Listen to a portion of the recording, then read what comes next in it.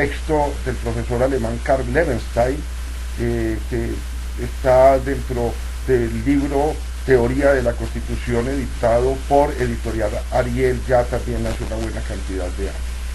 Él plantea concretamente que hay que superar lo que se ha denominado o se denominaba hasta ese entonces análisis existenciales o con otras denominaciones sobre la Constitución, y planteó una propuesta que denominó de análisis ontológico.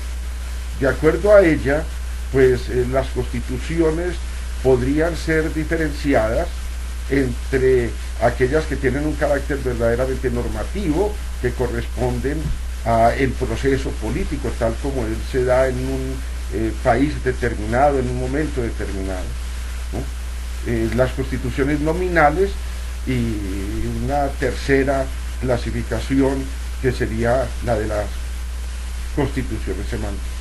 Tendríamos pues que, según su carácter, estarían las constituciones normativas, las nominales y las semánticas. La constitución normativa, y voy a leer propiamente textualmente el concepto del profesor Karl Levenstein, que dice así: en lugar de analizar la esencia y contenido de las constituciones, el criterio del análisis ontológico radica en la concordancia de las normas constitucionales con la realidad del proceso del poder.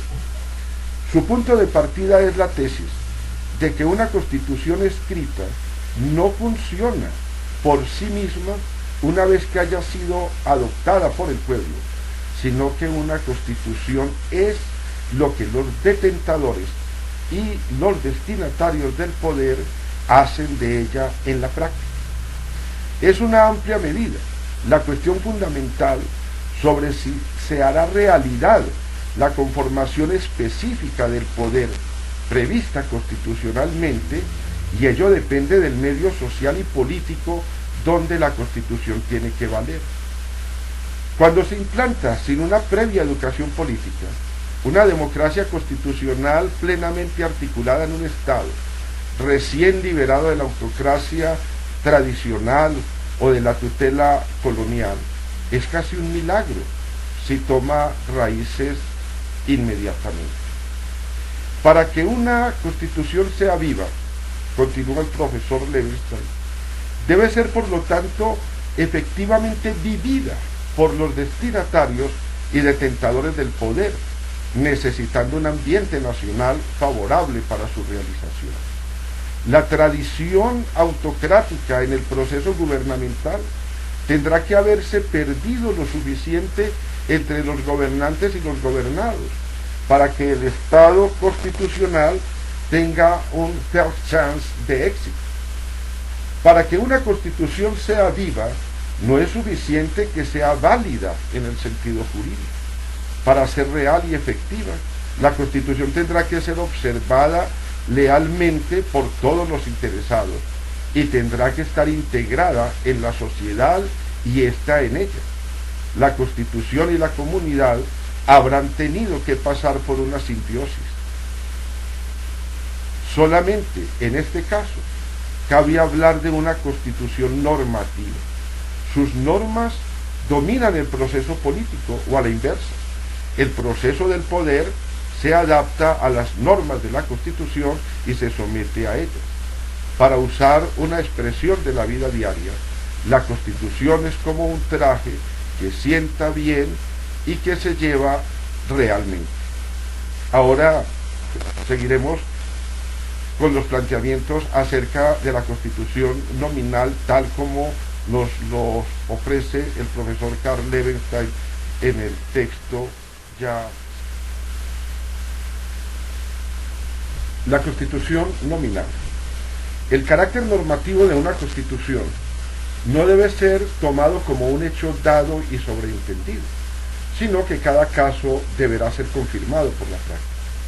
Una Constitución podrá ser jurídicamente válida, pero si la dinámica del proceso político no se adapta a sus normas, la Constitución carece de realidad existencial.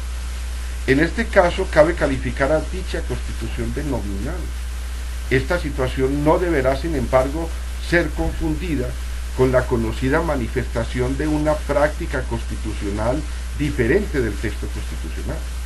Al principio era la palabra, pero esta cambia su significación en cuanto toma contacto con la realidad. Las constituciones no cambian tan solo a través de enmiendas constitucionales formales, sino que están sometidas, quizás en mayor grado, a la metamorfosis imperceptible que sufre toda norma establecida por efecto del ambiente político y de las costumbres. Lo que la Constitución nominal implica es que los presupuestos sociales y económicos existentes, por ejemplo, la ausencia de educación general y en particular la educación política, la inexistencia de una clase media independiente y otros factores, en el momento actual operan contra una concordancia absoluta entre las normas institucionales y las exigencias del proceso del poder. La situación, de hecho, impide o no permite por ahora la completa integración de las normas constitucionales en la dinámica de la vida política.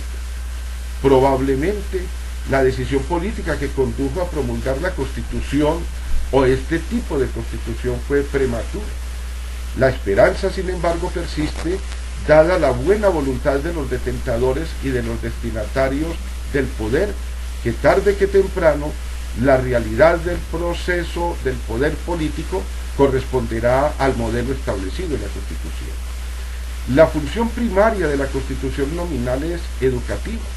Su objetivo es, en un futuro más o menos lejano, convertirse en una Constitución normativa y determinar realmente la dinámica del proceso del poder en lugar de estar sometida a ella. Y para continuar con nuestro símil, el traje cuelga durante cierto tiempo en el armario y será puesto cuando el cuerpo nacional haya. A continuación, el concepto de la Constitución semántica, tal como lo plantea el profesor alemán que hemos tomado como punto de partida. Finalmente, hay casos que desgraciadamente están incrementando tanto el número como por la importancia de los estados afectados, en los cuales, si bien la Constitución será plenamente aplicada, su realidad ontológica no es sino la formalización de la existente situación del poder político en beneficio exclusivo de los detentadores del poder fácticos, que disponen del aparato coactivo del Estado. Mientras la tarea original de la Constitución escrita fue limitar la concentración del poder, dando posibilidad a un libre juego de las fuerzas sociales de la comunidad dentro del cuadro constitucional, la dinámica social, bajo el tipo constitucional aquí analizado, tendrá restringida su libertad de acción política y la acción y será encauzada en la forma deseada por los detentadores del poder. La conformación del poder está congelada en beneficio de los detentadores fácticos, independientemente de que estos sean una persona individual, un dictador, una junta, un comité, una asamblea o un partido. Este tipo se puede designar como constitución semántica. Si no hubiese en absoluto ninguna constitución formal, el desarrollo fáctico del proceso del poder no sería notablemente diferente. En lugar de servir a la limitación del poder, la Constitución es aquí el instrumento para estabilizar y eternizar la intervención de los dominadores fácticos del poder político. Y para continuar con el símil anterior, el traje no es en absoluto un traje, sino un